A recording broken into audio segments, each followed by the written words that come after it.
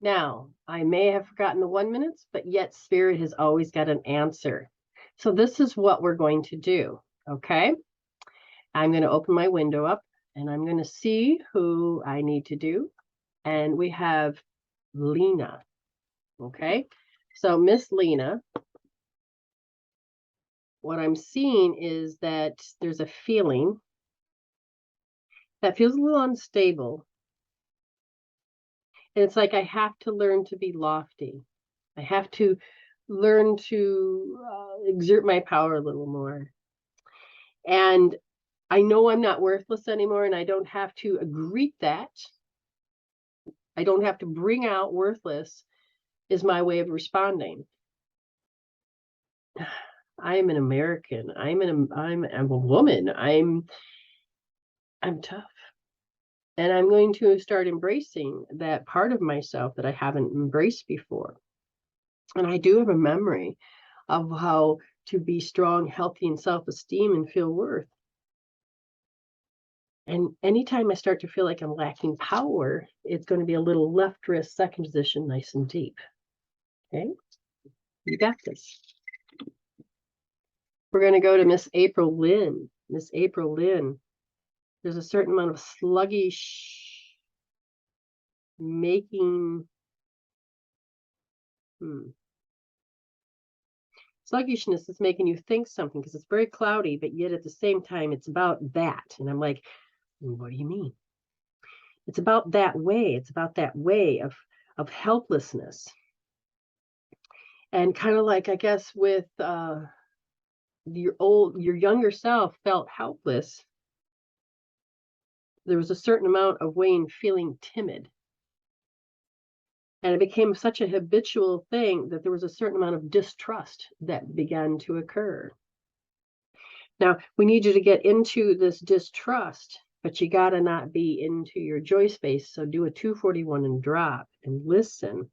And there's that temptation because you put the mask on and you jump. So we're looking for a shadow to heal, and they want you to do L2D. So kind of just pay attention, listen to the drop, looking for the negative.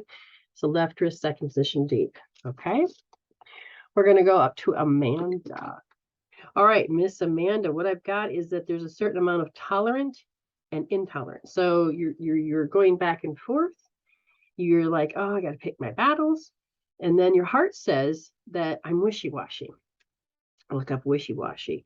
And they said as soon as an invading energy of some people's behaviors, and I can feel they have a self-imposed limitation, and then it's like I'm supposed to do it for them, then I go into a response of feeling a little suspicious, and I begin to fight myself because I feel wishy-washy. I don't want to incur karma. I want you guys to do this, so you're on a growth stage. They want you to understand that you have a belief that you have lacked power in changing that procedure, and it is supposed to be L2D. So the belief that okay, so L2D. L2D. Now we're going to go to Nancy Burke. Miss Nancy Burke, we have something that's called a martyr. And it is, in this case, it's like I have to stand up for my cause, take the pain to prove a point. They said in this case, it has to do with something to do with jealousy. I'm not sure, I can't see the direction, it just says, boom, jealousy. And I said, all right.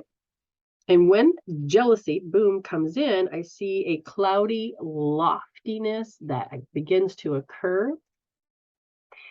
And this is when all of a sudden it'll feel like a symptom.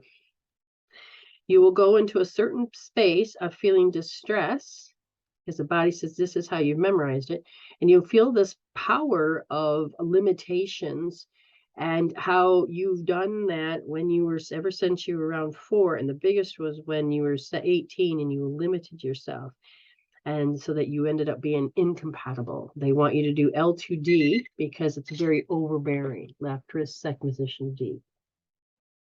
We have Krista with a K. And Krista with the K, we will take and we will have you notice that it's about the self-efficacy, the ability to achieve and get results. They said that this is about being stubborn. And I said, I feel stubbornness in the room. So it's in the environment and it is not backing down. So I don't know if it's you or somebody else, but there's this lofty stance. Okay. And they said that when you begin to notice that there's a self, the ego self, and there's a kind of like a crying that wants to happen because it's like, I don't know how to overcome a particular feeling. And they said that feeling is feeling insecure. They said you'll know exactly when it is. So get the picture. And once you get that sweet spot, there it is. You're going to grab your first or your right wrist and the third position. Okay. Hold it nice and soft. And sit with it, my dear, because you're getting closer and closer, feeling different things. We're going to go up to autumn. In autumn, what I'm seeing is that there's a guilt chirping process that you learned and have been using, like maybe on your friends, but they said you weren't really aware. But if you can start identifying with which words, which actions, which gestures are qualified as guilt to place upon another, even in joking, what, like, and in saying something to make them feel guilty because you have this right wrong thing, there's a part of you that's starting to realize I borrowed that and I see that and I copied that, and that's how I thought I was supposed to act like a human. Once you start to come to terms with that's what it is, then you can go ahead and start healing those out. You grab a little left wrist, a little second position, pushing deep. Okay. It is like, whoa. And you may have to do that several times because it'll come up as different stories. All right, now we got for Alicia Garcia. I'm seeing a heartache. So I don't know if it's somebody's death date that's come up or a birth date that reminds you, because I feel like it's loss. And what happens is that there's a little bit of worry because I feel my spleen and my stomach going, oh my God, I just can't go through that feeling again. So this is how the body is picking out a certain time of the month, the day, a year, or time. And it's like, oh, your body is ready to go back to that day that it was fresh. And you'll take those feelings and you'll start building false realities and you're running with it and you don't even realize it. And then you've been getting miffed at yourself. Why don't I still doing this? And I said, well, where do you want her to begin to heal it? And he says, have her do R2S, because right wrist, second position, soft. Because you were startled over the death or the loss, and your body did not get that taken care of. So you're going to go, right? You're going to go right wrist, first position, and you're going to use a magnet, and then you're going to rub. Okay, rub 30 times. Use a magnet and rub. Any other thing? Yes, both. So on the back, you're going to make sure you do the triple warmer on both back of those. Make sure you use magnet on both and rub both 30 times. And then make sure you're holding the R2S for startled. Neeta. All right, Miss Neeta. What I have here is there must. There's a must.